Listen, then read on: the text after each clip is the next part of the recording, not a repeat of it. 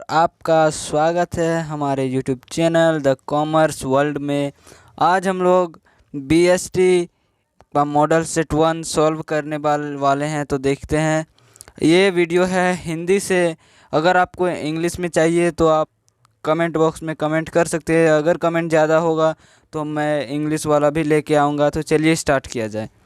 यहाँ जो first question है 2 मार्क्स का, वो बोला गया है कि व्यावसायिक फर्मों को कोषों की आवश्यकता क्यों होती है। व्यावसायिक फर्म जो होती है उसको कोष यानी रुपये धन की आवश्यकता क्यों होती है। तो यहाँ आंसर है व्यवसाय प्रारंभ करने एवं व्यवसाय के दिन प्रतिदिन के खर्चों के लिए व्यावसायिक फर्मों को कोषों की आवश्यकता होती है। हाँ, क्योंकि व्यवसाय अगर स्टार्ट करना है और उसका डे बाय डे खर्चा उठाना है तो पैसा का आवश्यकता होती है। अब यहाँ सेकंड नंबर क्वेश्चन देखेंगे, संचार की परिभाषा दीजिए। संचार की परिभाषा मतलब संचार की परिभाषा क्या है वो देखना है। तो यहाँ सिंपल है, संदेशवाहन का आशय तथ्यों, विचारों, सम्मितियों एवं भावनाओं को एक व्यक्ति से दूसरे व्यक्ति को पहुँचाने से है, ताकि वह उन्हें जान सके, समझ सके और आवश्यक होने पर उन पर अमल कर सके। मतलब जो एक व्यक्ति से दूसरा व्यक्ति तक जो तथ्यों, विचारों, सम्मितियों और भावनाओं का आदान प्रदान किया जाता है उसी को संदेशवाहन बोलते हैं। अब यहाँ तीसरा नंबर क्वेश्चन दिया, भंडारण से आपका क्या तात्पर्य है। तो भंडारण से आपका क्या तात्पर्य है, इसका आंसर ये है कि भंडारण से आशय विशेष रूप से निर्मित भवन से है। मतलब एक भवन है जहाँ पर कच्चा माल रखा जाता है, अर्धनिर्मित माल और निर्मित माल रखा जाता है, सुरक्षित लेकिन तब तक जब तक कि उसके स्वामी द्वारा माल की मांग ना किया जाए तब तक।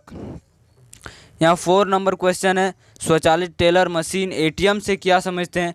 तो ATM क्या है। तो ATM एक स्वचालित मशीन है जिसमें एक प्लास्टिक कार्ड को टर्मिनल में डाला जाता है तथा अपनी व्यक्तिगत पहचान संख्या यानी पिन टाइप करने से रुपया निकाला जा सकता है, उसी को क्या बोलते हैं, ATM। अब 5 नंबर है, व्यवसाय की सामाजिक उत्तरदायित्व को परिभाषित करें। तो जिस समाज में व्यवसाय किया जाता है उसके विभिन्न अंगों के प्रति निश्चित रूप से व्यवसाय के अनेक कर्तव्य हैं। मतलब अनेक कर्तव्य जो व्यवसाय को पूरा करना चाहिए, इन कर्तव्यों को ही निभाना ही व्यवसाय का सामाजिक उत्तरदायित्व कहलाता है। इन कामों को करना ही सामाजिक उत्तरदायित्व कहलाता है। दीर्घकालीन वित्त मतलब लॉन्ग टर्म फाइनेंस के क्या 2 स्रोत है। स्रोत क्या है, तो हम लोग ने पहले पढ़ा है समता अंश मतलब इक्विटी शेयर और प्रेफरेंस शेयर मतलब पूर्वाधिकार अंश, ऋण पत्र, ये सब हैं लॉन्ग टर्म फाइनेंस के सोर्सेस। अब नेक्स्ट है हम लोग का, थोक व्यापारी कौन होता है। जो ये थोक व्यापारी है ये कौन है। तो थोक व्यापारी से आशय यह उत्पादकों अथवा निर्माताओं से अधिक मात्रा में माल खरीदता है, थोड़ी थोड़ी मात्रा में फुटकर व्यापारियों को बेचने को थोक व्यापार कहते हैं। ठीक है, मतलब उत्पादकों और निर्माताओं से बिग क्वांटिटी में खरीदेगा और फुटकर व्यापारियों को थोड़ी थोड़ी मात्रा में बेचेगा, उसे थोक व्यापार कहते हैं। और जो ये कार्य करता है उसे थोक व्यापारी कहते हैं। अब हम लोग देखेंगे 3 अंक वाले प्रश्न, आंसर देना है मिनिमम 50 वर्ड में। तो देखिए क्या है, स्थायी जमा खाता से आप क्या समझते हैं। तो उस प्रकार का खाता जिसमें एक निश्चित 15 दिन से 5 वर्ष या अधिक अवधि के लिए धन जमा कराया जाता है। इस खाते में प्राय वे लोग धन जमा कराते हैं जिनके पास या तो धन फालतू पड़ा हो या एक निश्चित अवधि तक उपयोग ना आना हो। बाकी खातों की तुलना में इस पर ब्याज दर धनराशि की अवधि पर निर्भर करती है। अवधि अधिक ब्याज, कम अवधि कम ब्याज, मतलब ये होता है स्थायी जमा खाता। देखिए गाइस, अभी आप लोगों ने पढ़ा है इसीलिए मैं तुरंत पार कर रहा हूँ, नहीं तो आप लोगों को डिटेल में समझाऊंगा नेक्स्ट क्लास में, क्योंकि आप लोगों का एग्ज़ाम भी आने वाला है। तो देखिए 9 नंबर क्या है, जीवन बीमा एवं अग्नि बीमा में कोई 3 अंतर बनाइए। तो जीवन और बीमा और अग्नि बीमा में क्या अंतर है चलिए देखते हैं। जो जीवन बीमा है वो लॉन्ग टर्म अनुबंध मतलब यह एक दीर्घकालीन अनुबंध है, और जो अग्नि बीमा है वो केवल 1 वर्ष के लिए किया जाता है। जीवन बीमा इसका कोई निश्चित मूल्य नहीं होता है, लेकिन अग्नि बीमा का निश्चित मूल्य होता है। अगर कहीं आग लग जाए तो हम कितना का सामान जला है उतना हम बता सकते हैं, लेकिन किसी का जान चला जाए तो उसका जान का कीमत हम नहीं बता सकते हैं। तीसरा है इस बीमे का उद्देश्य अपनी व पारिवारिक वित्तीय समस्याओं पर नियंत्रण करना है। यानी अगर मान लीजिए कोई हेड है जिस परिवार का, उसने बीमा कराया है, उसकी मृत्यु हो जाती है तो बीमा कंपनी के द्वारा उसको रहने खाने के लिए पैसे दिए जाते हैं। तो ये क्या होता है कि वित्तीय समस्याओं का नियंत्रण होता है। लेकिन अग्नि बीमा में क्या होता है, यह बीमा संपत्ति का सुरक्षा के लिए करवाया जाता है। इसीलिए अग्नि बीमा को, ये हम लोग देख लिए अग्नि बीमा और जीवन बीमा में अंतर। अब देखिए क्या है, ईमेल के कोई 3 लाभ बताइए। मतलब ईमेल के 3 लाभ क्या है, तो ईमेल आधुनिक संचार यानी डाक सेवा का बहुत तीव्र साधन है, यह जल्दी काम करता है। ईमेल संचार का सस्ता माध्यम है, इसमें ज़्यादा खर्च नहीं होता है, और ईमेल में पासवर्ड देके यह गोपनीय रखा जा सकता है।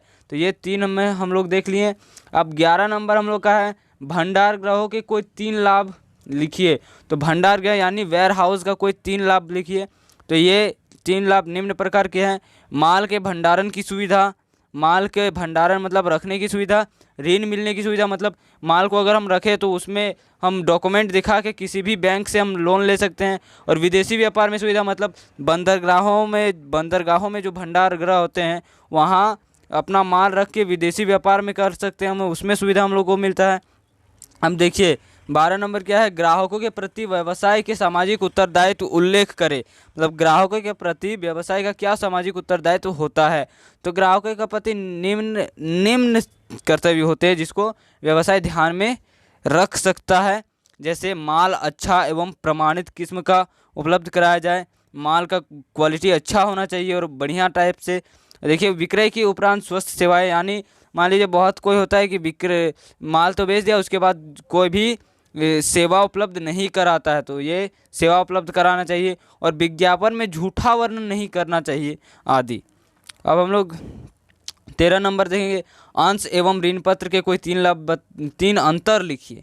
अंतर, तो अंश और ऋण पत्र। देखिए अंश को लेने वाले अंशधारी कहलाते हैं, हाँ अंश को लेने वाले अंशधारी कहलाते हैं, ऋण को लेने वाले ऋण पत्रधारी कहलाते हैं। अंश कंपनी के स्वामी होते हैं, अंशधारी कंपनी के स्वामी होते हैं, लेकिन ऋण पत्रधारी कंपनी के ऋणदाता होते हैं। क्या होते हैं, ऋणदाता। अंशधारियों को लाभांश मिलता है और ऋण पत्रधारी को ब्याज मिलता है। फुटकर व्यापारी के कोई 3 विशेषता लिखिए। अब फुटकर व्यापारी के कोई 3 कैरेक्टरिस्टिक्स लिखिए। तो क्या है, तो ये हम लोग जानते हैं फुटकर व्यापार छोटी मात्रा में होता है, तो यह कम पूंजी से स्टार्ट हो सकता है। इसको ये अपना व्यापार छोटी मात्रा में रखता है और ये अपनी दुकान की बहुत ज़्यादा सजावट करता है। तो ये क्या क्या लिखा है, छोटी मात्रा में अपना व्यापार क्रय विक्रय करता है, हाँ छोटी मात्रा में। यह अपनी दुकान की सजावट पर अधिक ध्यान देता है और इसके व्यापार में कम पूंजी की आवश्यकता होती है। अब 5 नंबर वाला क्वेश्चन हम लोग देखेंगे। तो 15 नंबर है, व्यापारिक बैंकों की एजेंसी कार्यों का उल्लेख कीजिए। तो व्यापारिक बैंकों की एजेंसी कार्य का उल्लेख कीजिए। तो यह निम्न प्रकार का होता है जो हम लोग देखेंगे। तो पहला है, वैसे व्यक्ति जो अंश एवं ऋण पत्र खरीदना चाहते हैं और वे व्यक्ति जो इन्हें बेचना चाहते हैं, बैंक उनके भी कड़ी बन के अंश एवं ऋण पत्रों का क्रय विक्रय करता है। मतलब जो खरीदना चाहता है उससे उसको खरीदवाता है, लेकिन जो बेचना चाहता है उसका अंश पत्र बेचता है बैंक, और इसके अपॉन बैंक थोड़ा सा चार्जेस लेती है दोनों से। अब दूसरा नंबर देखिए, व्यापारिक बैंक अपने ग्राहकों को मिलने वाली विभिन्न प्रकार की लाभांश, मतलब हम लोग बोल सकते हैं लाभांश का डिविडेंड, ब्याज, इंटरेस्ट, किराया, रेंट आदि को उनके खाते में एकत्रित करता है। मतलब एकत्रित करता है, इसके लिए भी बैंक कुछ चार्जेस लेती है। व्यापारिक बैंकों को अपने ग्राहकों से आदेश मिलने पर वहाँ उनकी छोटी मोटी भुगतानें कर देते हैं तथा कुछ शुल्क लेते हैं। मतलब छोटी मोटी भुगतान जैसे बिजली का बिल आदि उस सब का भुगतान कर देता है। अब देखिए चौथा नंबर क्या दिया है, बैंक अपने ग्राहकों की ओर से बीमा प्रीमियम व किरायों का भुगतान करता है। मतलब बीमा का भी भुगतान करता है और किराए का भुगतान करता है, इसके लिए भी बैंक कुछ चार्ज करता है। बैंक अपने ग्राहकों की ओर से वेतन एवं पेंशन भी एकत्र करता है, वेतन और पेंशन भी एकत्रित करता है। अब हम लोग का नेक्स्ट नंबर है, देखिए आधुनिक संदर्भ में बीमा का वर्णन करें। मतलब बीमा क्या है, मॉडर्न मतलब प्रेजेंट टाइम में बीमा का क्या है। तो देखिए ये जोखिम को बांटता है। पहला बात, जोखिम को बांटना मतलब आप अगर बीमा करवाते हैं तो आप प्रीमियम देके अपना जोखिम बांट सकते हैं। पूंजी निर्माण में सहायता, अब पूंजी निर्माण में सहायता कैसे है देखिए, बीमा जो होता है उसमें आप थोड़ा थोड़ा मान लीजिए, बीमा इन्वेस्टिंग का एक तरीका है, एक जरिया है जो आपको कुछ वर्षों बाद उसका अमाउंट मिलता है। इसमें हम लोग क्या होता है कि पूंजी निर्माण भी कर सकते हैं। क्षतिपूर्ति करना, क्षतिपूर्ति मतलब आपका जो क्षति हुआ है, आपका जो हानि हुआ है, बीमा क्या करती है, बीमा कंपनी उसका पूर्ति करती है। सुरक्षा प्रदान करना, सुरक्षा मतलब कैसे, सिक्योरिटी। आप मान लीजिए एक टेंशन में है, आपने 10 करोड़ का प्रॉपर्टी खरीदा है, लेकिन अगर आप उसका बीमा करा लेते हैं तो आप प्रीमियम भरिए, सिर्फ आप प्रीमियम भरिए, सुरक्षा का जिम्मेदारी होगा बीमा कंपनी का। अगर कुछ भी होगा आपके प्रॉपर्टी में तो बीमा कंपनी उसका भुगतान करेगी। अब नेक्स्ट है व्यापारिक उद्यमों में सहायता। अब बीमा व्यापारियों और उद्योगपति उद्यमों में काफ़ी सहायता करता है, क्योंकि यह भविष्य में होने वाली हानि से बचाता है। मतलब मान लीजिए आप व्यापार हैं, आपने अब बिजनेस खरीदा एक और बिजनेस स्टार्ट किया और आप बिजनेस कर रहे हैं, तो आपको ये नहीं पता है कि भविष्य में क्या होने वाला है, लेकिन इसके लिए आप बीमा कंपनी से सहायता ले सकते हैं प्रीमियम देके। अब नेक्स्ट है सेवाओं के बाह्यकरण की महत्व का संक्षेप में वर्णन करें। तो सेवा के बाह्यकरण, आउटसोर्सिंग सर्विसेज, ये क्या होता है? तो किसी भी व्यवसायी द्वारा बाह्यकरण सेवा प्राप्त करना आधुनिक निम्न कारण है। मतलब निम्न कारण कैसे है? तो बाहरी सेवाएं प्रदान करने वाली संस्थाएं अपने क्षेत्र में विशेषज्ञ होते हैं, जिस कारण इनके द्वारा प्रदान की जाने वाली सेवाएं अधिक विश्वसनीय होती हैं। मतलब अपने फील्ड में स्पेशल पर्सन होता है वो जो सेवा प्रदान करता है, और स्पेशल पर्सन होने के कारण जो वो सेवा देता है उसमें अमल करने के लिए व्यवसाय को जोखिम भी कम होता है। यहाँ लिखा गया है सेवाओं के बाह्यकरण से जोखिम में कमी होती है, क्योंकि सेवाएं विशेषज्ञों द्वारा प्रदान की जाती है। अब जोखिम में कमी होती है तो सेवा क्या होती है? परिणाम केंद्रित, गोल ओरिएंटेड होती है, सिर्फ गोल के ध्यान में रहती है। अब देखिए गोल के ध्यान में रहती है तो व्यवसाय पर भार नहीं पड़ता है, क्योंकि बाहरी सेवा को कभी भी छोड़ा जा सकता है और पकड़ा जा सकता है। अब नेक्स्ट है बाहरी सेवा प्राप्त करने से संस्था के उत्पादकता, उत्पाद एवं बिक्री सभी में वृद्धि होती है। तो यहाँ तक हम लोगों ने देख लिया। अब हम लोग का 18 नंबर, व्यावसायिक वित्त की प्रकृति तथा महत्व की विवेचना कीजिए। अब व्यवसाय वित्त की प्रकृति और महत्व में हम लोग वही लिख सकते हैं कि व्यवसाय को फंड क्यों होता है, क्यों चाहिए होता है, कैसे चाहिए होता है, फंड किस लिए चाहिए होता है। तो हम लोग लिख सकते हैं कि व्यवसाय को स्थापित करने के लिए, दिन प्रतिदिन के खर्चे उठाने के लिए उसको वित्त की आवश्यकता होती है। तो आई थिंक मुझे लगता है आप लोग ये कर लीजिएगा। फिर भी मैं आप लोग अगर लिखना चाहते तो लिख लीजिए। देखिए मैं थोड़ा सा रुक जाता हूँ यहाँ भी, और ये थोड़ा सा यहाँ। तो ये आई थिंक अब तक आपने लिख लिया होगा। तो चलिए हम अब 19 नंबर क्वेश्चन, लास्ट क्वेश्चन देखते हैं। विभागीय भंडार से क्या आशय है? विभाग भंडार से उपभोक्ताओं को क्या लाभ है? मतलब विभाग भंडार क्या होता है? डिपार्टमेंटल स्टोर जिसको इंग्लिश में बोला जाता है। तो विभाग भंडार, यह विभाग भंडार, आप मान लीजिए आपने बिग बाज़ार देखा है या कोई भी ऐसा मॉल जिसमें एक से ज़्यादा बहुत सारी वस्तुएं रहती है। देखिए अब विभाग भंडार क्या होता है?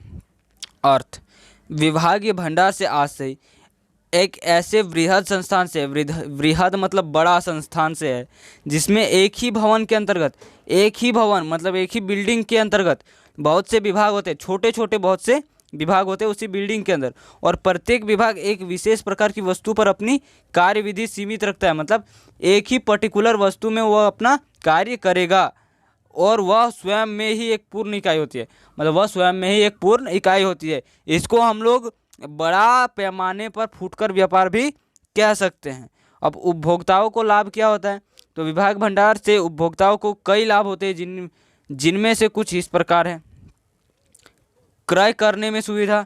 देखिए क्रय करने में सुविधा कैसे होती है कि एक ही छत के नीचे ग्राहकों को आवश्यकता के सभी वस्तुएं उपलब्ध होने के कारण ग्राहकों को क्रय करने में सुविधा होती है। मान लीजिए आप गए मार्केट, तो मार्केट में आप सब चीज़ ले लिए तो आपको क्रय करने में सुविधा होती है। वैसे ही आप यहाँ जाते हैं विभाग भंडार, तो वहाँ सब प्रकार की वस्तुएं उपलब्ध होती है, और वस्तुएं ज़्यादा क्वांटिटी में होती है। इस कारण को वस्तुएं चुनने का अवसर, वस्तुएं ज़्यादा क्वांटिटी में होती है तो वो चुनने का अवसर भी होता है।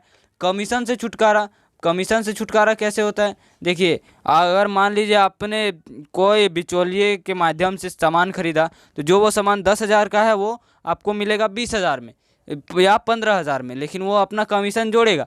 लेकिन अगर आप ही जाते हैं तो वहाँ आपको कमीशन से छुटकारा मिलता है।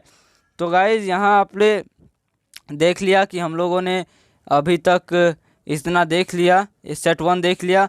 अब अगर आप लोग कमेंट करते हैं तो मैं इंग्लिश भी लाऊंगा, सेट 2 भी लाऊंगा और सेट 3 भी लाऊंगा।